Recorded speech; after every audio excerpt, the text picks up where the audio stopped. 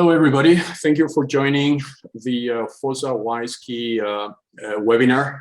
This is a very special day for both Juliana and myself as reality is happening. We are sending the first joint product to the space. So I'd like to introduce you first of all, Julian and his company FOSA. So are you excited today? It must be a great day for you, right?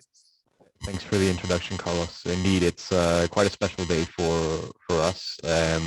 Obviously, we've got the upcoming launch now, which is the purpose of this webinar. It's also tune into that in a moment. But indeed, this is a couple of months and nearly years in the making now in one day. You have an amazing story. You know, I was inspired from both for your age and resolve in conquer the space. I think you're going to be the space generation. This is the generation that is going to bring a space to commercial use. And IoT and picosatellite is actually disruptive as a very affordable way to basically solve a very major problem that we have is connectivity, right? Being able to trace 1 trillion objects and they're getting connected to the internet. So how are you viewing this industry and what is the positioning that you think you have and how companies like WISeKey can further help you? So currently there's a lack of access to connectivity on a global scale. Over 80% of the planet doesn't have access to any sort of connectivity. And until now, satellite connectivity has been something very expensive, reserved to large companies. You have Eutelsat, Airbus, governments. It's been very hard to access.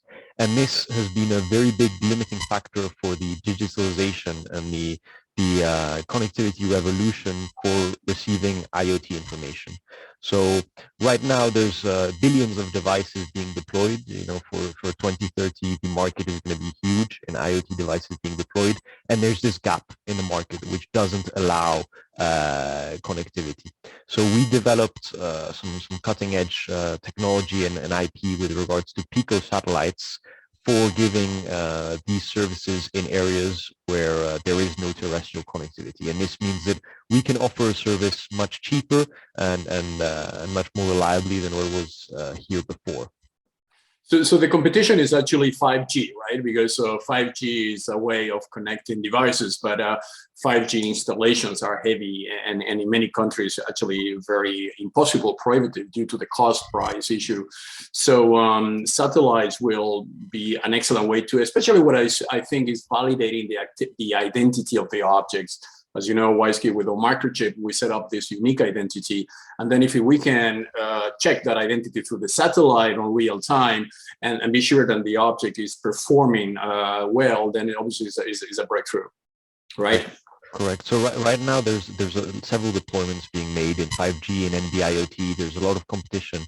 But these are going to be deployed only on a terrestrial level in urban areas, and it still leaves that big gap we were talking about before. But what you were saying also gives a good introduction to what role WISeKey has in this project and why WISeKey is vital to building this ecosystem. In the end, this is an ecosystem of connected devices, of a network and an infrastructure which will give support to all of these connected devices. And one of the major risks which we've had and we've analyzed is cybersecurity and how we can authenticate and encrypt the data which is being sent via this network. So this is, a good way of understanding why WISeKey is making part of this project. Absolutely. And also, I was for many years in the United Nations, and my commitment was always to do not forget about that a big part of the world is not connected yet, and we have obviously Africa and many countries that cannot afford those big installations. So picosatellite is actually an amazing solution because we are talking here, sending a satellite before was what, a $50, $20 million investment. Now you can do that for 200,000. Maybe you can develop a bit more on the business model on what is the cost of those satellites and how do we sell them? Okay. So right now with WISeKey, we're offering sort of a SaaS model for connectivity. Initially, we were providing infrastructure as a service, and one could purchase a satellite from FOSA at a much lower cost than what was on the market right now. But we're deploying with WISeKey this constellation of 80 pico satellites, and the business model is centered around giving services and connectivity with these satellites. So for a very small price of $5, $10, one could connect their own device to the Pico satellite and have connectivity anywhere on the planet for this IoT data. Another thing which I think is essential in this project is that the doors to the space are conquered now, right? We are in satellite where we're basically in websites in the year 1999 when I founded WISeKey. Everybody was trying to colonialize the internet, and having the website as the window, as the door to the internet was a priority and a strategic asset. This is the same thing. I mean, we are the only companies in Europe that they are sending things to the space, thinking in the future the space is going to be the next frontier. So having a European gateway to the space is something which is very strategic for any future European Union position in that space. Is that correct? On a European level and also on a global level, we're one of the first companies to be deploying Pico satellites for IoT connectivity, and this project aims to be a cost leader on a global level. Nothing like this has been done before. And it's very good timing also, and this is part of the strategy which we're following, and why we're having an aggressive go-to-market approach with deploying these 80 satellites by mid-2023, end of 2023. And also how WISeKey has entered the project so early on. I mean, and this is also something which is very important, Carlos, how you invested in FOSSA several months ago when we were still a small company, and how much we've grown over the past months. Totally, and WISeKey has been doing some M&A in the last years on semiconductor, on AI, on blockchain, and obviously when I discovered your company and this amazing ambition to colonize the satellite with the amazing technology, that was a very easy decision for me. And I basically encourage anyone that is watching this Zoom and Launch to consider making investment in space technology, because this is going to be an amazing complementary to any digital technology portfolio, right, that you will have in the future. You must have a space assets added to any portfolio. So that was my commitment. I am really happy on the evolution the company had, and we are here to support the next growth of the company. Also, another aspect of this is collecting the data and being able, and we did an installation in La Línea de la Concepción, which is a village in the southern part of Spain, where you actually, with our help, install a receptor, right, of antenna. And that antenna is going to be in the following hours after the satellite becomes operational, connected to the satellite, right? So what is the role of that antenna? How you can think that can expand further?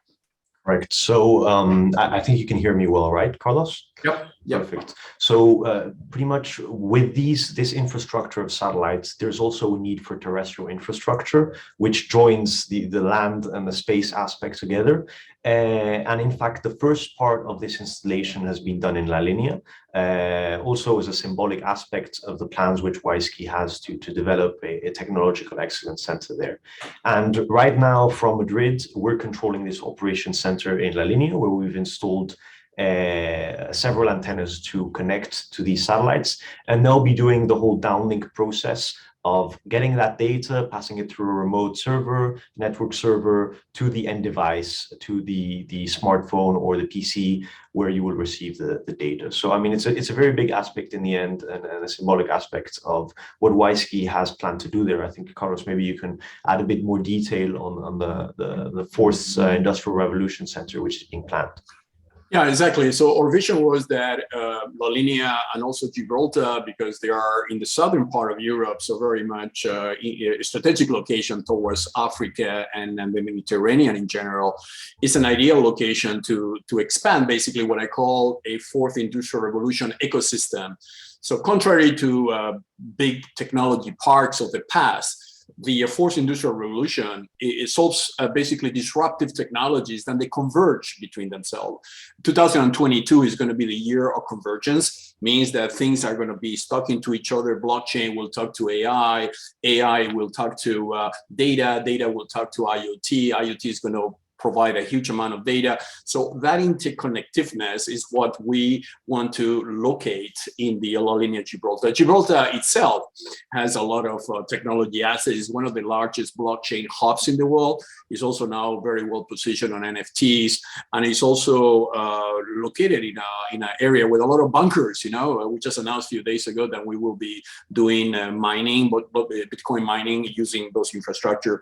So the project fits very well because this launch, this satellite running in orbit is going to create many new opportunity of companies that will not have the resources, will not have neither the technology to send their own satellites, but they're going to be working with us to integrate their services into those satellites, give information, for instance, agricultural usage, IoT for cargo tracking in the ocean. Those are the projects that we're going to be launching from the hub in La Linea, which we call the fourth industrial revolution hub.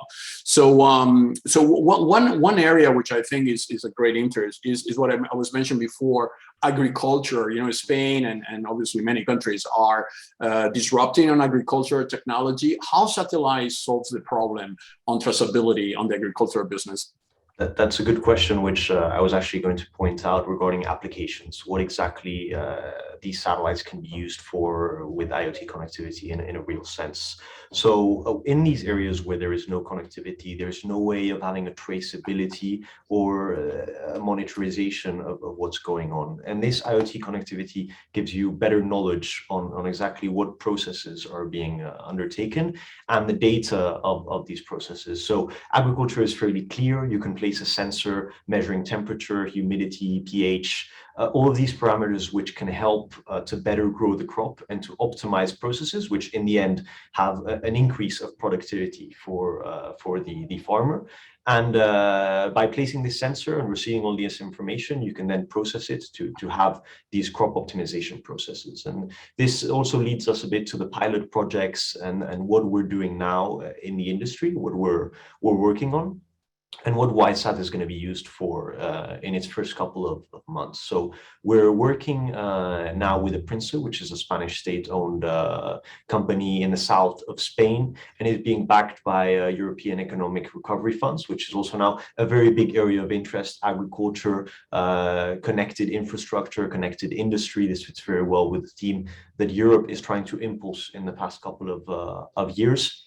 And we're planning to deploy lots of these sensors throughout the Iberian Peninsula to better monitor and understand the processes of crop growing, but also of crop transportation and traceability. So, for example, how tomato can be grown in the south of Spain, but then travels through Spain, and you would need to measure the chain of cold, the cold chain, to make sure that there's no differences in temperature, no one has damaged the crop throughout its transportation, and in general, just a better understanding of the picture as far as how you grow it and then how you transport it all the way to the end consumer.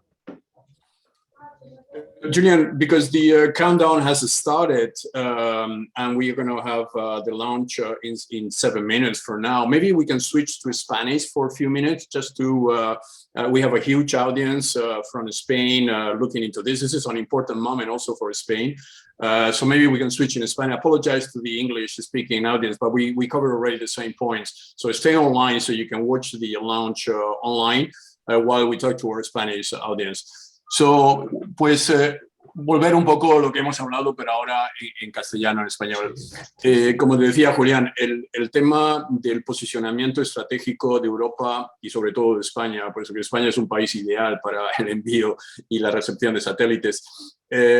¿Cómo ves tú la posición de España y en particular la posición de Andalucía con el centro que hemos creado en la línea como uno de los assets, yo diría, de diferenciación con otros países? Es que España tiene un lugar en esto.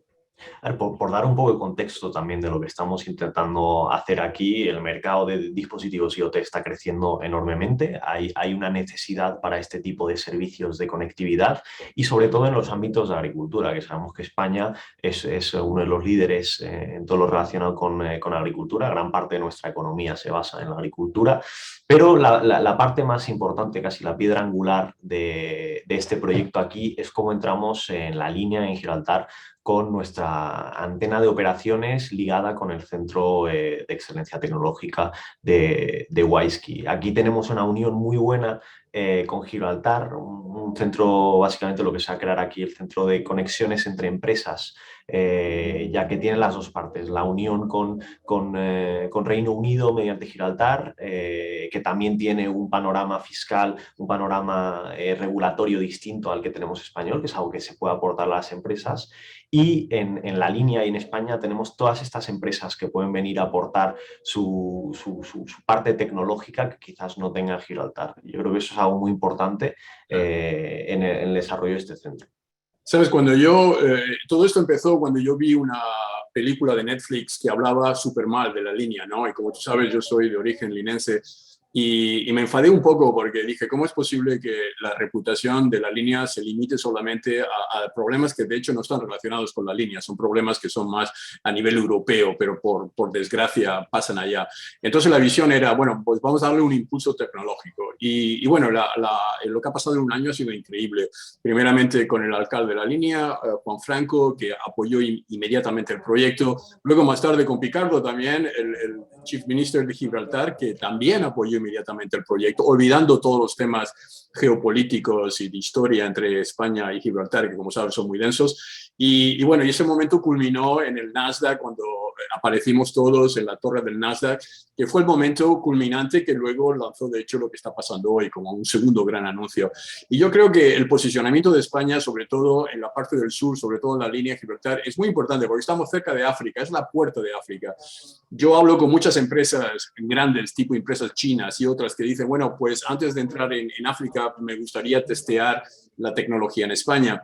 Como sabes, yo era el vicepresidente de Málaga Valley con Javier Cremades. Nosotros en la época hicimos lo mismo que estamos haciendo en la línea, pero en Málaga, y el Málaga Valley es uno de los centros más poderosos hoy en tecnología de Europa, ¿no? Tienes Google, tienes Vodafone que se han instalado. Entonces, ese proceso de realmente posicionar la línea de Gibraltar como uno de los centros de la cuarta revolución industrial es una realidad, y lo que estamos haciendo hoy, lo que has conseguido tú con tu empresa, es uno de los pilares que va a fundamentar esta estrategia. Voy a empezar a ver si podemos conectar la audiencia con el launch, y lo voy a dejar aquí mientras que seguimos hablando, pues que en varios... pues hay una promoción ya. El launch va a empezar dentro de unos minutos. Perfecto. Carlos, lo primero, desear a todo el equipo de WISeSat mucha suerte con este lanzamiento. Como dijimos, es un paso muy importante para el despliegue de WISeSat y muchos meses de trabajos que van a estar en un único día. En breve empezaremos con las pruebas y esperemos que todo vaya bien. Si me permites, Carlos, nosotros aquí estamos todavía con operaciones, preparando toda la parte de antenas y de recepción de estos satélites, que si todo va bien, en unos días sabremos que están funcionando bien. Así que yo por el momento tengo que marchar a operaciones, pero espero que disfrutéis del lanzamiento. Muy bien, pues mucha suerte y vamos ahora a pasar a la conexión. Gracias, Julián. Carlos. Thank you very much for your time. Thank you. Due to lack of ground station coverage at times and the position of our camera, we only expect a handful of our deployments to be visible today. However, we do expect to have telemetry and hear audio confirmation over the nets when in range of ground stations. To see the full list of today's deployments, head on over to SpaceX.com. With liftoff in just over 8 minutes from now, let's take a look to get acquainted with the rocket on your screen.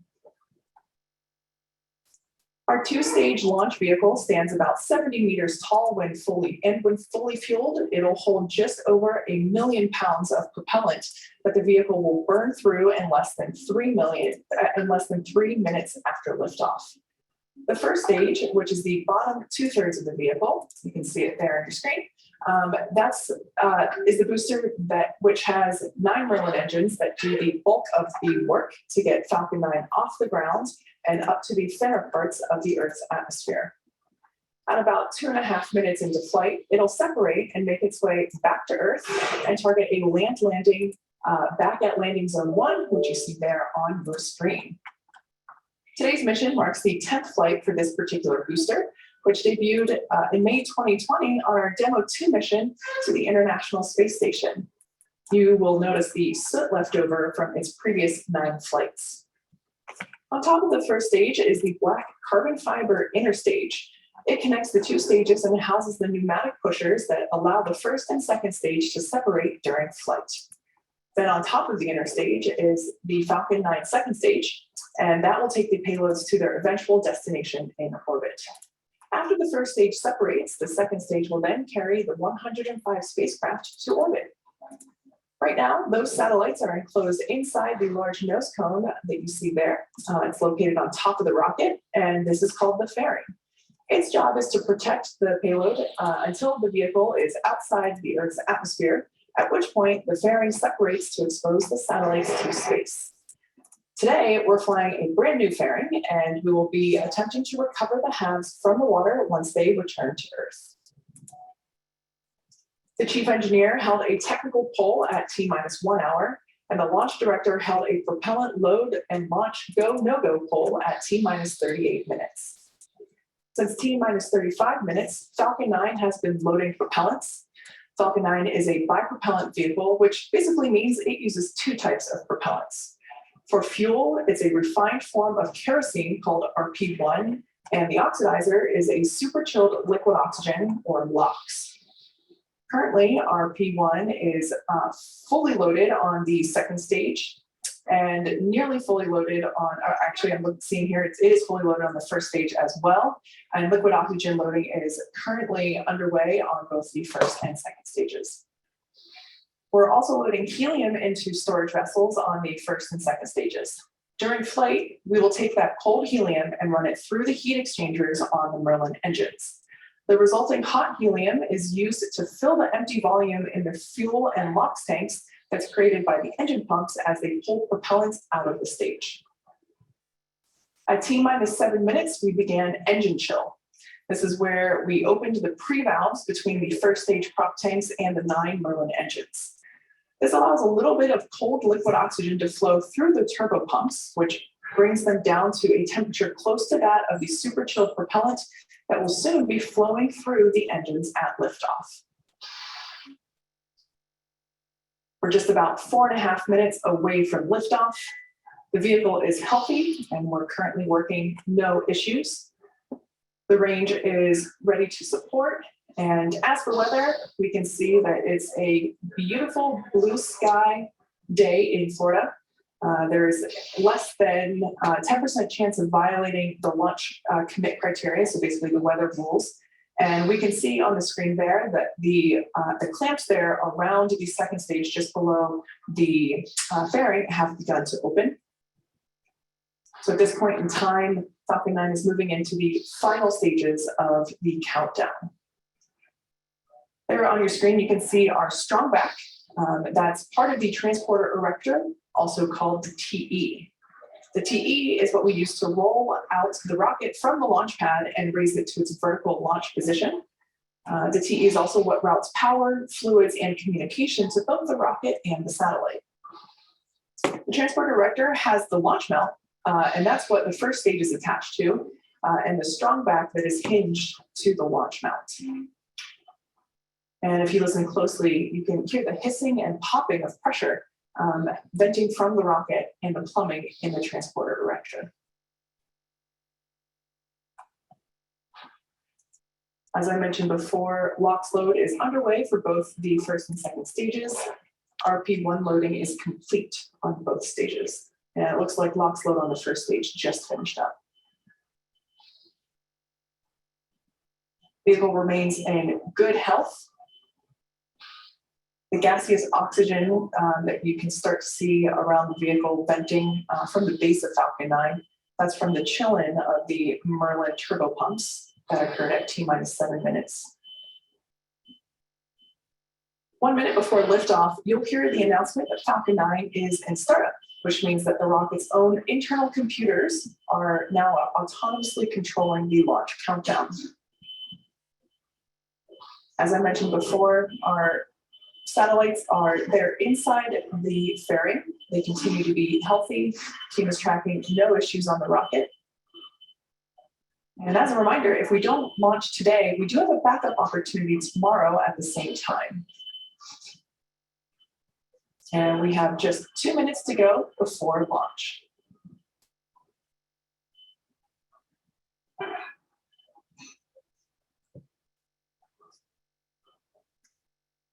At this point in time, launch load on the second stage has just completed. And we can see the white gaseous clouds around the vehicle as, like I said, launch load is complete on second stage as well as first stage. So those lines will be venting from the TE.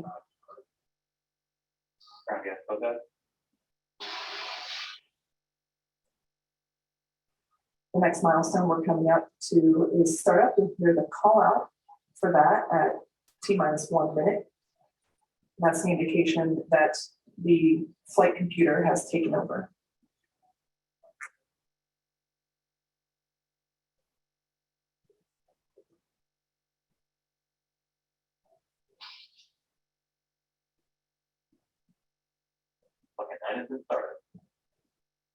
All right, there's that call out. Falcon 9 is in startup.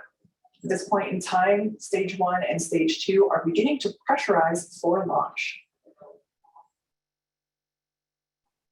LD, go for launch. And there was our final go for launch today from our launch director. At this point in time, as we approach T-30 seconds, all systems are go for launch. Let's listen in to the final countdown.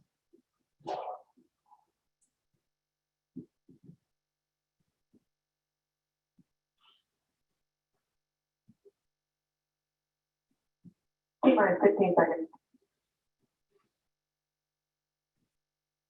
10, 9, 8, 7, 6, 5, 4, 3, 2, 1, 0. Here we go. And liftoff.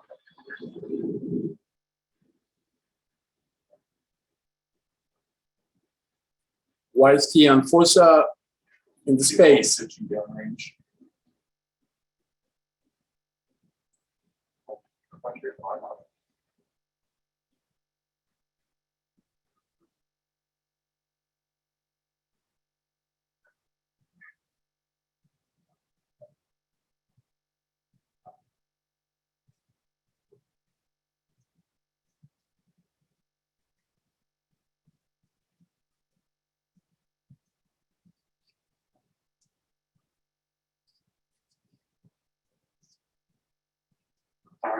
All right, as you can see, Falcon 9 has cleared the tower, lifted off from Cape Canaveral Spaceport Station. We just heard the call out that the vehicle is supersonic. We're currently going to throttle down the engines in preparation for max Q coming up. There we heard it. So that was the moment of greatest aerodynamic pressure that the vehicle will experience in flight today. Everything looking nominal with stage 1 trajectory. Now we have 5 events coming up in quick succession. MECO, or main engine cutoff, stage separation, stage 1 flip, second engine start 1, and the boost back burn. You can follow along with those events there on the timeline at the bottom of your screen. Beautiful view of the Florida coastline. Main engine cutoff coming up in just under 30 seconds. As I mentioned before, we will be attempting to land the booster back on land at landing zone 1. This is known as return to launch site, as opposed to a drone ship landing.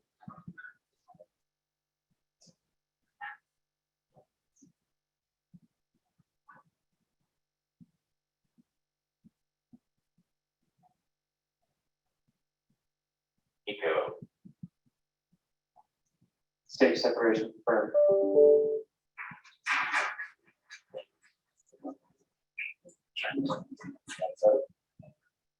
Stage 1 respect startup. So you can see there on the right-hand side of your screen, second stage MVAC engine has ignited. The first stage on the left-hand side is performing the boost back, which, as you saw just moments ago, the first stage flipped itself over and is now making its way back to the coast of Florida.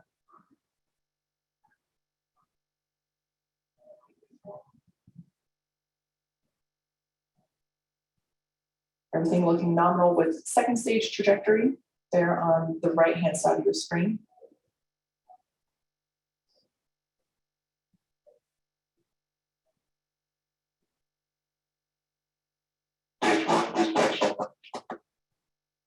All right, so there we have the call out that the boost back burn has concluded. That was the first of 3 burns that the first stage will perform today. And we can see the grid fins beginning to deploy there on the left-hand side of your screen. The next event we have coming up is fairing deployment.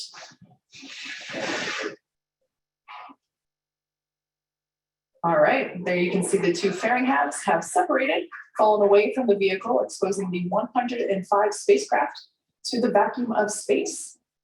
As a reminder, we will be attempting to recover these brand new fairing halves once they make their way back to Earth. We're currently in the first of 2 MVAC burns. This first one will last until T plus 8 minutes and 26 seconds. About another 4 minutes from now. Beautiful views from the first stage there on the left-hand side of your screen and the second stage on the right. The next milestone will be the first stage booster re-entry burn. Falcon 9 executes an entry burn to slow itself down before hitting the dense part of the atmosphere.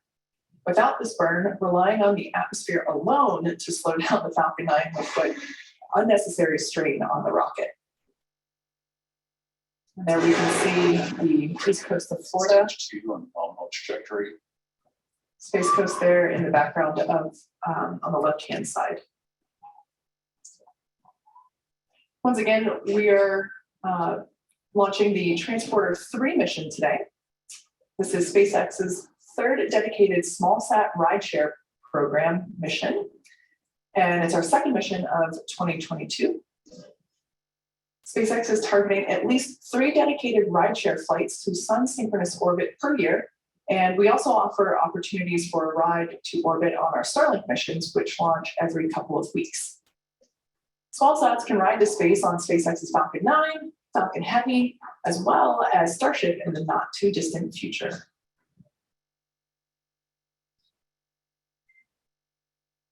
On the left-hand side of your screen, we can see those grid fins have deployed. Falcon 9 has 4 hypersonic grid fins positioned at the base of the inner stage, and they orient the rocket during reentry by moving the center of pressure. We can also see some white puffs of gas coming off from Falcon 9. Those are cold nitrogen gas, which help with attitude control. After first stage landing, the second stage will cut off its MVAC engine and relight it approximately 45 minutes later for deployment of all 105 spacecraft. As for first stage, its next event is the entry burn. Stage 2, yes, it's safe. Stage 1, entry burn startup. And there on your screen, we can see that that entry burn has begun. Once again, this burn is designed to slow the booster down as it returns through the dense part of the atmosphere. Stage 2 on nominal trajectory. As we just heard there, Stage 1, entry burn shutdown. everything continuing to look good with second stage. As I mentioned earlier, we'll be attempting to recover this booster for the 10th time today. And we're targeting a land landing at landing zone 1. The first stage has just one more burn left, the landing burn. It begins just before touchdown and provides the booster a soft descent before landing. About the same time that Falcon lands, we are expecting SECO, or second engine cutoff, 1 of our second stage. Just a few seconds away from landing. Stage 1 is transonic. vehicles traveling around 900 miles per hour. Really puts the deceleration into perspective. In the span of less than a minute, we'll have reduced from twice the speed of a Stage jet 1 landing right. all the way down to 0 as the rocket lands. There's a view on the right-hand side Stage 2 internal guidance. of the landing zone 1.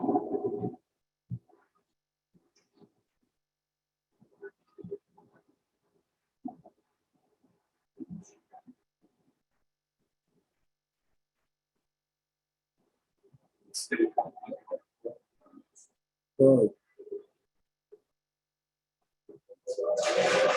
landing. As you heard from the call out there and from the cheers behind me, we have successfully landed this Falcon 9 for the 10th time. It's also the 102nd recovery of an orbital class rocket. Nominal parking orbit. All right, so we just heard their second stage had a good orbit. So we cut off or shut down the MVAC engine on the second stage. And as we just heard, we had good orbit. So we're now going to coast for the next 45 minutes or so while we wait for a second engine start 2 or SES2.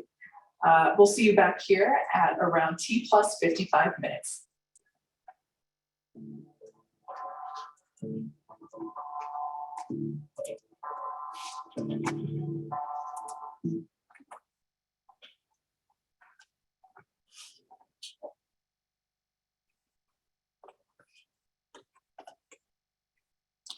So thank you very much. We will let you go now. 40 minutes is too long for waiting. Thank you for all your participation on this project. We will keep you updated on the news after those satellites become fully operational. And again, I'd like to thank everybody that has participated, staff and friends that they have participated to make this possible. Thank you, and we wish you all the best. All the best. Bye-bye.